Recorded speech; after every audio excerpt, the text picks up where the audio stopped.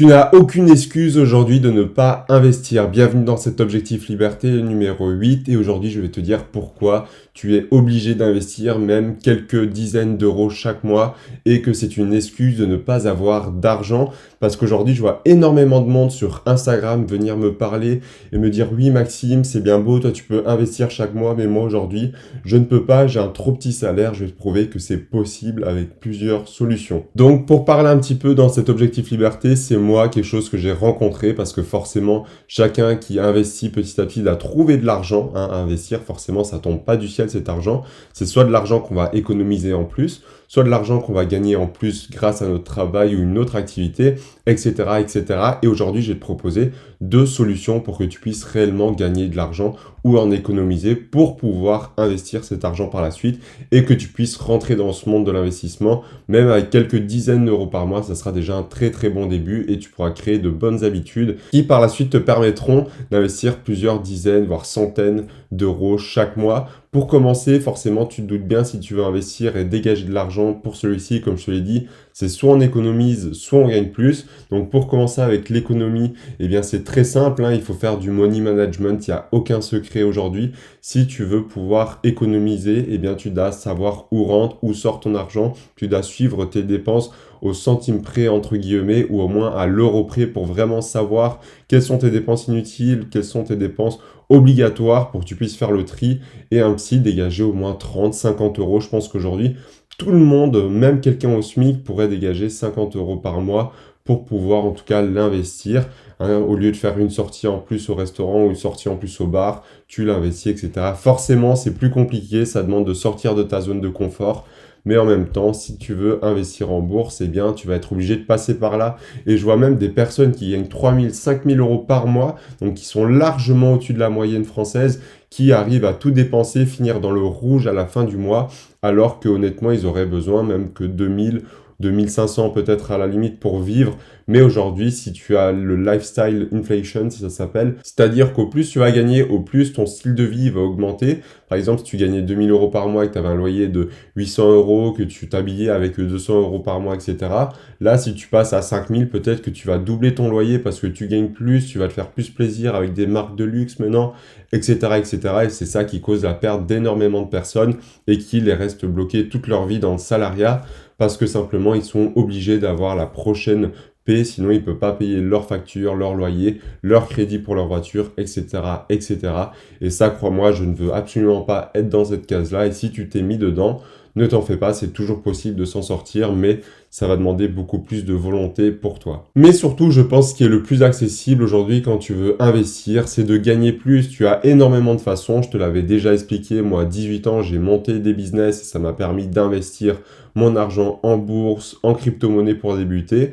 Et parce que moi, ça me passionnait également. Il y a d'autres façons également. Si vraiment tu as 0 euros de peanuts, c'est-à-dire que tu es 18 ans, tu es au lycée ou tu es aux études supérieures, tu veux vraiment pas monter de business ou autre, tu peux même faire des sondages. Je connais des applications qui te rémunèrent même en Bitcoin sur Coinbase si tu réponds à des sondages. Et crois-moi, si tu en fais 2-3 dans la journée, que tu gagnes 3, 4, 5 euros par jour, rien qu'en Bitcoin, honnêtement, c'est déjà très bien. À la fin du mois, tu auras fait à peu près 150 euros de Bitcoin et ça sera vraiment bien. Peut-être un petit peu moins forcément, mais si déjà tu arrives à faire 30-40 euros par mois, eh bien, c'est déjà un premier pas dans l'investissement. Il faut vraiment comprendre que c'est extrêmement important de se sortir les doigts, on va dire les termes, et d'aller trouver de l'argent. Donc, soit dans l'économie, je peux te donner beaucoup de méthodes. Il y a la méthode 50, 30, 20, j'en ai beaucoup parlé. J'ai même fait une vidéo à ce sujet-là que tu pourras aller voir juste ici. Il y aura également du coup d'autres méthodes que tu vas pouvoir mettre en place, mais la 50, 30, 20, c'est la plus optimisée selon moi. C'est 50% pour les dépenses obligatoires, tout ce qui va être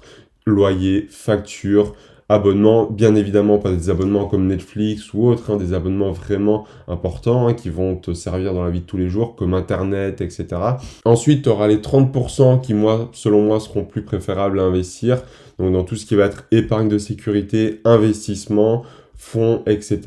Et enfin, les 20% qui seront pour tes loisirs, c'est-à-dire restaurants, bars, cinéma, bowling, restaurants, etc., etc., qui vont vraiment te permettre de bien gérer et cadrer ton budget et être sûr, en fait, de ne pas avoir un trop gros inflation du style de vie.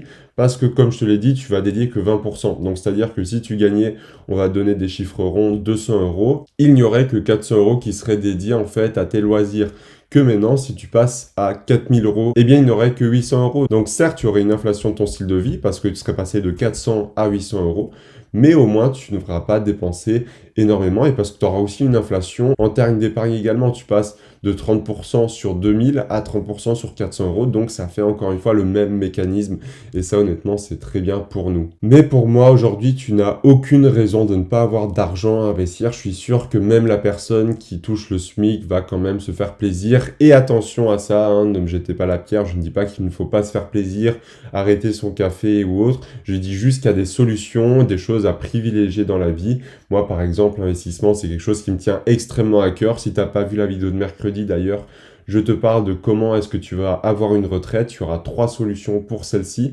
Et donc, je te mets également la vidéo juste ici qui va te permettre de découvrir ces 3 solutions. Et crois-moi, les 2 premières, tu ne veux pas les avoir parce que sinon, tu risques fortement d'être découragé, de devoir travailler toute ta vie malheureusement pour une retraite inexistante. Donc moi, je connais mes priorités.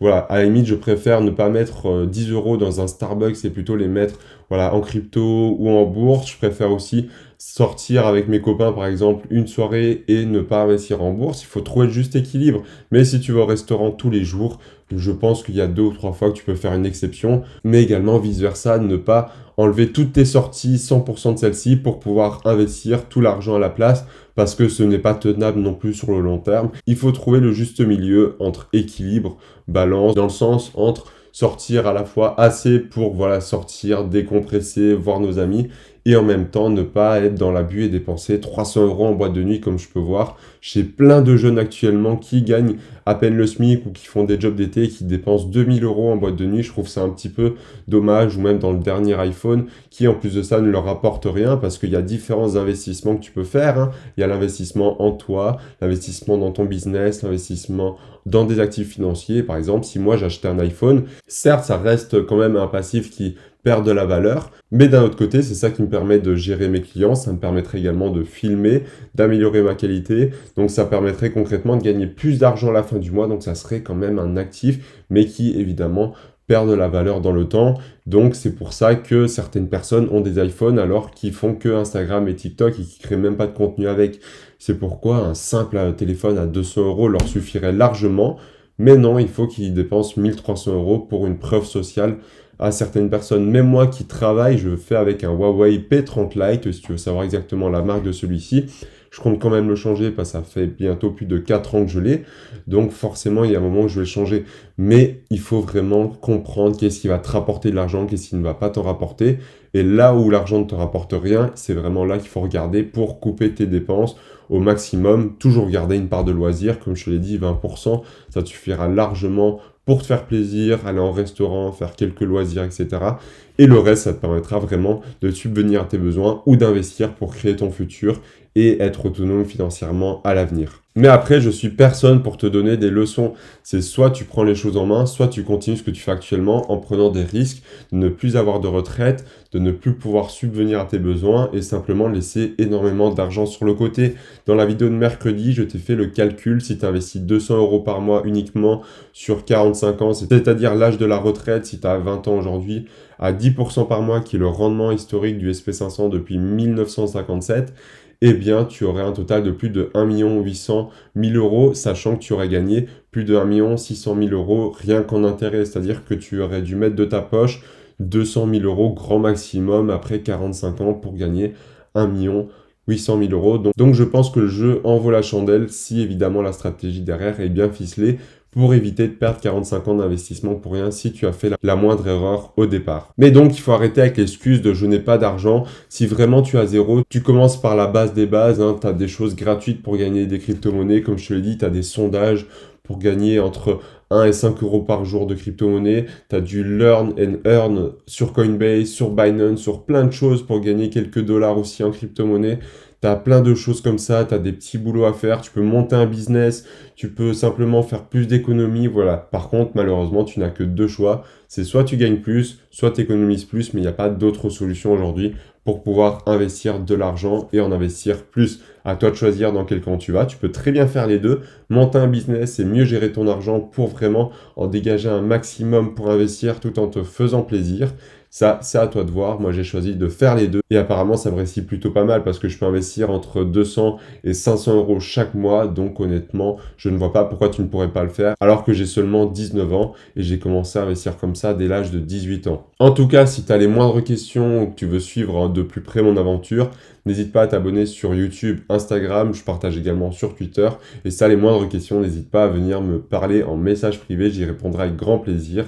Et on se retrouve dans la prochaine vidéo de mercredi. C'était Maxime, ciao.